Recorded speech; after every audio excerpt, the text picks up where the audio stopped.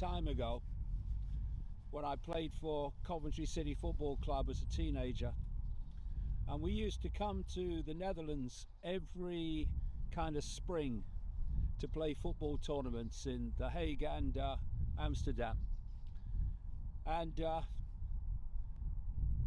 who would have thought it that all these decades later, because I'm not 15 anymore, you noticed, I would be banned from the Netherlands and from most of Europe and Australia.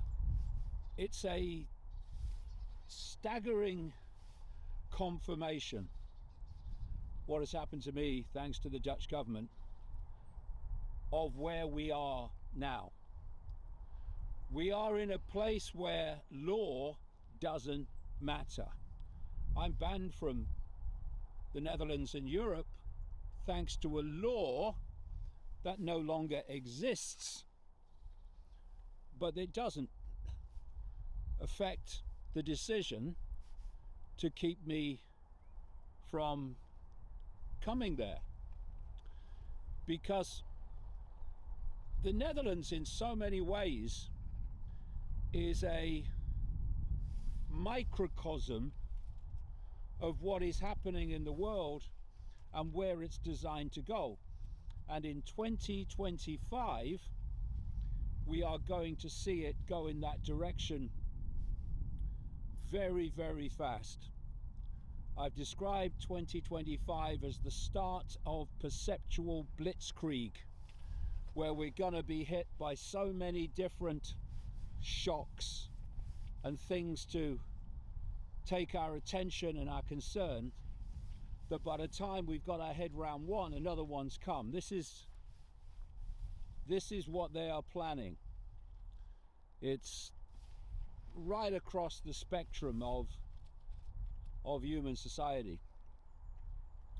And the Netherlands is, like I say, a microcosm of where this plan is meant to go, because in the end there are not planned to be elected politicians, only appointed bureaucrats and technocrats and system people.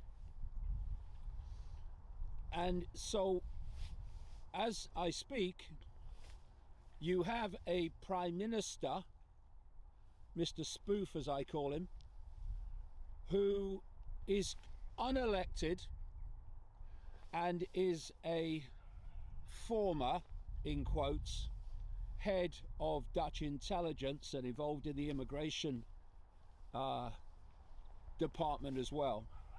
The very departments that have been fundamental in banning me from the Netherlands and most of Europe.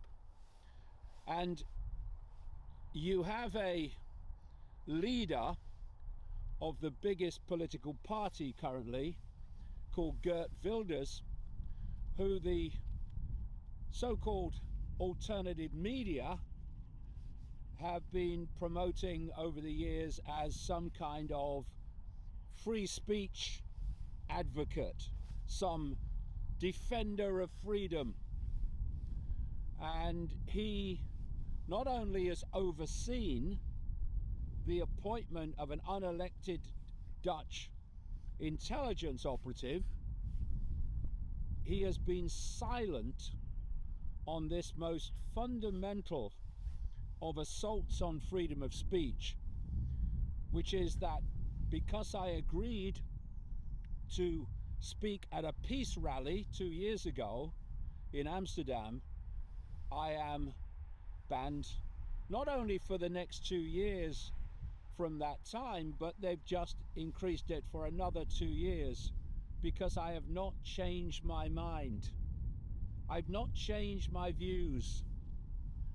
And it's worth just pondering on the scale of fascism and tyranny that alone confirms is happening, and not just in the Netherlands but around the world.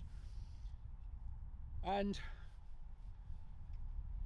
as we enter 2025, we have got to move from just seeing what is happening to ceasing to cooperate with it on a massive scale. 8 billion people cannot be controlled by a literal comparative handful unless the 8 billion acquiesce to their own enslavement. And this is true of the Netherlands, it's true of Britain, it's true of America, it's true of everywhere.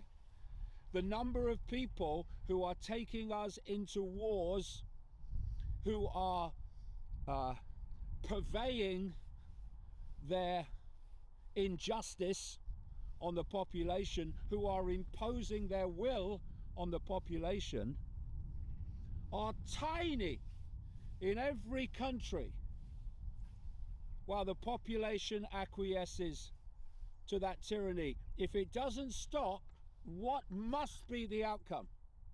It must be that the tyranny prevails, and it's a level of tyranny that is beyond most human comprehension. A tyranny in which artificial intelligence will be your mind and will be that which controls the entirety of human society. This is what's happening now with the psyop of Musk and Trump in the United States, where they're selling you the idea that they're for freedom. Oh really, they should talk to Geert Wilders. They're for freedom, but behind that smokescreen they're pushing on and plan to push on with their AI billionaires to this human AI fusion and this complete control of the system through artificial intelligence. And so in terms of peace and a peace rally, it depends what we believe to be peace and pursuing peace. Because we can see what's happening in Ukraine with Russia, we can see what's happening in Gaza and Israel and Lebanon and Syria, and we can say that's what war is, we must stop war. Yes, agreed. But there's another war that we need to focus on and never let our gaze be deflected. And that is the war on human freedom all over the world, and the war on our right to decide our own destiny. So this 2025 is going to be a year when the button is really pressed on all this, and we need to be in a state where our backbone is stiff so that we don't concede through acquiescence to what is planned for not just us as adults, but for our children and grandchildren on an even greater scale. So what has happened to me in the Netherlands in terms of this ban is a blatant, extreme example of where this is going and how far we have already come. They are still, shockingly, staggeringly, claiming that the Netherlands is a liberal democracy. It has not been one for a very long time. What it's become is a tyranny in which a global cult of interlocking secret societies that operates through every country has turned the Netherlands from a liberal democracy, as it claimed to be, into an archetype for the world in so many ways, not least an unelected Dutch intelligence prime minister. So many extraordinary things are happening in the world that sometimes the extreme of what is happening around us can be lost. But to have a prime minister, as the Netherlands has, who is connected to the whole war machine and the war on the population machine, who is a former Dutch intelligence operative. I mean, hello, intelligent life calling planet Earth, is an extraordinary state of affairs.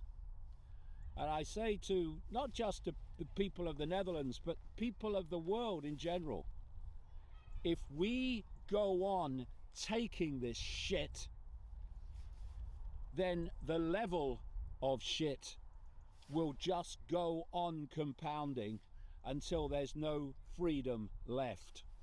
And the war on humanity is complete. Come on, people. Come on. It's time to stand up, look this tyranny in the eye, and refuse to blink. Because eventually, if we do, it will.